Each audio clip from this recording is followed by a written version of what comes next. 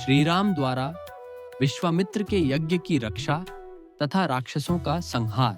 Tataka one में वह रात बिताकर महायशस्वी विश्वामित्र हंसते हुए मीठे स्वर में श्री रामचंद्र जी से बोले, महायशस्वी राजकुमार, तुम्हारा कल्याण हो।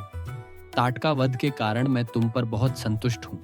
अतः बड़ी प्रसन्नता के साथ तुम्हें सब प्रकार के अस्त्र दे रहा हूँ।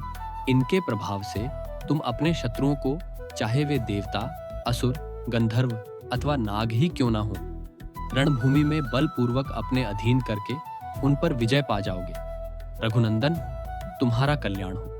आज मैं तुम्हें वे सभी दिव्यास्त्र दे रहा हूँ। वीर, मैं तुमको दिव्य एवं महान दंड चक्र, धर्म चक्र, काल चक्र, विष्णु चक्र तथा अत्यंत भयंकर ऐन्द्र चक्र दूंगा। नरश्रेष्ठ राघव, इंद्र का वज्रास्त्र, शिव का श्रेष्ठ त्रिशूल तथा ब्रह्मा जी का ब्रह्मशिर नामक अस्त्र भी दूंगा। महाबाहो, साथ ही तुम्हें ऐशिकास्त्र तथा परम उत्तम ब्रह्मास्त्र भी प्रदान करता हूँ। ककुत्स्थ कुलभूषण, इनके सिवा 2 अत्यंत उज्ज्वल और सुंदर गदाएं, जिनके नाम मोदकी और शिखरी हैं, मैं तुम्हें अर्पण करता हूँ। पुरुष सिंह राजकुमार राम, धर्मपाश, कालपाश और वरुणपाश भी बड़े उत्तम अस्त्र हैं। इन्हें भी आज तुम्हें अर्पित करता हूँ। रघुनंदन, सूखी और गीली 2 प्रकार की अश्नि तथा पिनाक एवं नारायणास्त्र भी तुम्हें दे रहा हूँ। अग्नि का प्रिय आग्नेय अस्त्र, जो शिखरास्त्र के नाम से भी प्रसिद्ध है, तुम्हें अर्पण करता हूँ। अनग, अस्त्रों में प्रधान जो वायव्यास्त्र है, वह भी तुम्हें दे रहा हूँ। महाबाहु राजकुमार श्री राम, ये सभी अस्त्र इच्छानुसार रूप धारण करने वाले, महान बल से संपन्न तथा परम उदार हैं। तुम शीघ्र ही इन्हें ग्रहण करो। ऐसा कहकर मुनिवर विश्वामित्र जी उस समय स्नान आदि से शुद्ध हो पूर्वाभिमुख होकर बैठ गए और अत्यंत प्रसन्नता के साथ उन्होंने श्री रामचंद्र जी को उन सभी उत्तम अस्त्रों का उपदेश दिया, जिन अस्त्रों का पूर्ण रूप से संग्रह करना देवताओं के लिए भी दुर्लभ है। उन सबको विप्रवर विश्वामित्र जी ने श्री रामचंद्र जी को समर्पित कर दिया। श्री राम, अब हम लोग उस परम उत्तम सिद्धाश्रम में पहुंच रहे हैं। तात, वह आश्रम जैसे मेरा है वैसे ही तुम्हारा भी है। ऐसा कहकर महामुनि ने बड़े प्रेम से श्री राम और लक्ष्मण के हाथ पकड़ लिए और उन दोनों के साथ आश्रम में प्रवेश किया। उस समय पुनर्वसु नामक 2 नक्षत्रों के बीच में स्थित तुषार रहित चंद्रमा की भांति उनकी शोभा हुई विश्वामित्र जी को आया देख सिद्धाश्रम में रहने वाले सभी तपस्वी उछलते कूदते हुए सहसा उनके पास आए और सबने मिलकर उन बुद्धिमान विश्वामित्र जी की यथोचित पूजा की। इसी प्रकार उन्होंने उन दोनों राजकुमारों का भी अतिथि सत्कार किया। तदनंतर देश और काल को जानने वाले शत्रुदमन राजकुमार श्री राम और लक्ष्मण, जो देश और काल के अनुसार बोलने योग्य वचन के मर्मज्ञ थे, कौशिक मुनि से इस प्रकार बोले, भगवान, अब हम दोनों यह सुनना चाहते हैं कि किस समय उन दोनों निशाचरों का आक्रमण होता है, जबकि हमें उन दोनों को यज्ञ भूमि में आने से रोकना है। कहीं ऐसा ना हो असावधानी में ही वह समय हाथ से निकल जाए, अतः उसे बता दीजिए।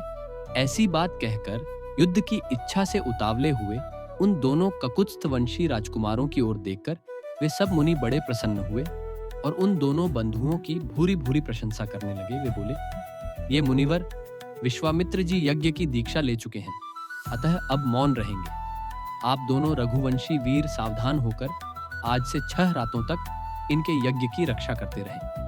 मुनियों का यह वचन सुनकर वे दोनों यशस्वी राजकुमार लगातार 6 दिन और 6 रात तक उस तपोवन की रक्षा करते रहे। इस बीच में उन्होंने नींद भी नहीं ली। शत्रुओं का दमन करने वाले वे परम धनुर्धर वीर सतत सावधान रहकर मुनिवर विश्वामित्र के पास खड़े हो उनकी रक्षा में लगे रहे।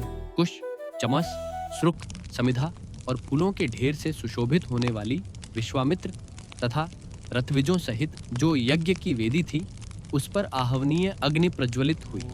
फिर तो शास्त्रीय विधि के अनुसार वेद मंत्रों के उच्चारण पूर्वक उस यज्ञ का कार्य आरंभ हुआ। इसी समय आकाश में बड़े जोर का शब्द हुआ, जो बड़ा ही भयानक था, जैसे वर्षा काल में मेघों की घटा सारे आकाश को घेर कर छाई हुई दिखाई देती है। उसी प्रकार मारीच और सुबाहु नामक राक्षस सब ओर अपनी माया फैलाते हुए यज्ञ मंडप की ओर दौड़े आ रहे थे। उनके अनुचर भी साथ थे।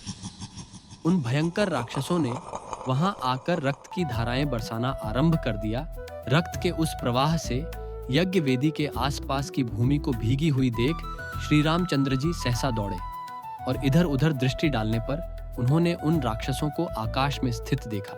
मारीच और सुबाहु को सहसा आते देख कमल नयन श्री राम ने लक्ष्मण की ओर देखकर कहा, लक्ष्मण, वह देखो, मांस भक्षण करने वाले दुराचारी राक्षस आ पहुंचे।